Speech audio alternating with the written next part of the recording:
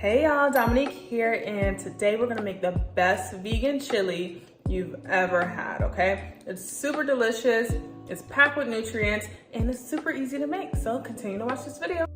Here's everything you'll need to make the best vegan chili. We're gonna start with some peppers. I have some green peppers, some red peppers, some poblano, some jalapeno, and some serrano peppers.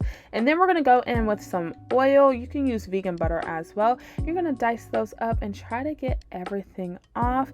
And then I went in and diced some onions. And I don't know how people dice with the nails on. It's very, very hard for me to chop and use knives, but it's okay. We're not paying attention to my knife skills. We're paying attention to the best vegan chili. So we're gonna go ahead and saute that up for about 3 to 5 minutes, and you want to do it on medium heat. You do not want this to be on high heat because it will burn the veggies. And then we're going to add in our garlic last because we don't want to burn the garlic. I am a garlic girl, so I like to add in about 3 to 5 cloves, but you can do whatever you'd like. And then we're going to go ahead and add that in and continue to mix that and let the garlic cook for about 90 seconds. And then we're going to go in with our vegan meat replacement. For those that don't like Impossible, save your comments. You can use whatever you want. You can use lentils, mushrooms would go well with this as well. You can use Beyond Beef or any other vegan ground beef you want.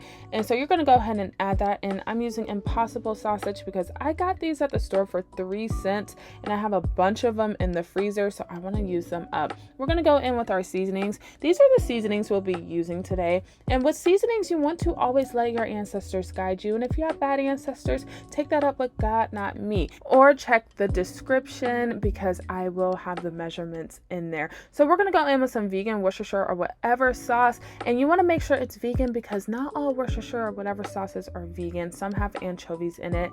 You're going to add that in, and I learned this trick from Chef Joya. You want to add that into the vegan meat or any vegan meat replacements you're using so the seasonings will stick. And then you want to go in with your seasonings. I'm using about a tablespoon of seasonings per seasoning, and then you want to go ahead and just mix that up, let it cook, and add in our crushed tomatoes. And I will be making a vegan veggie broth using some vegan chicken bouillon cubes and vegan veggie bouillon cubes. But if you don't have that, don't worry, you can just add in your veggie broth here. So I added in my cubes, and then I'm going to add in some water, and that's that simple. That's how you make your vegan vegetable broth or chicken broth.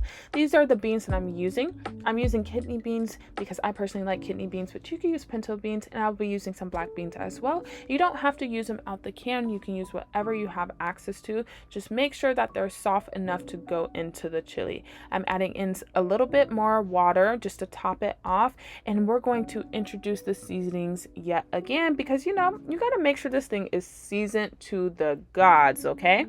The interesting thing about vegan food is it's not nasty, and I look forward to debunking that myth here on my YouTube. It's going to taste like whatever you season with, okay? And that's why you see me be a little heavy-handed with the seasonings because this is a big pot, but if you want less seasonings, do as you please. And here I'm adding my secret ingredient, which is cocoa powder. Yes, if you add a little bit of chocolate to your chili, you will thank me later. It's super delicious. And when I'm making a bigger pot like this, I like to add in about 2 teaspoons of the cocoa powder, but if you're a little bit hesitant about it, you can start with 1 teaspoon. And then I decided I wanted some corn at the last minute, so I added in some corn. I prefer frozen, but I had a can in my pantry, so I went ahead and added that.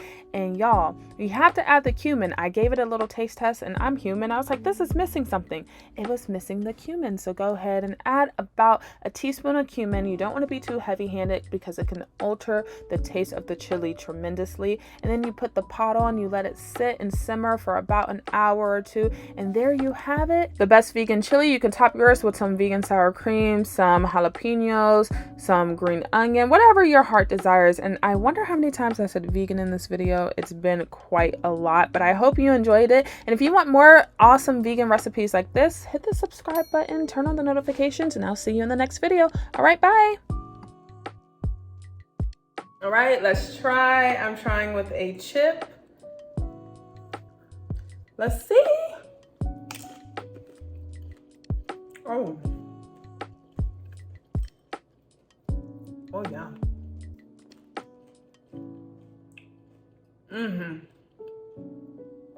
This is good. All right, bye.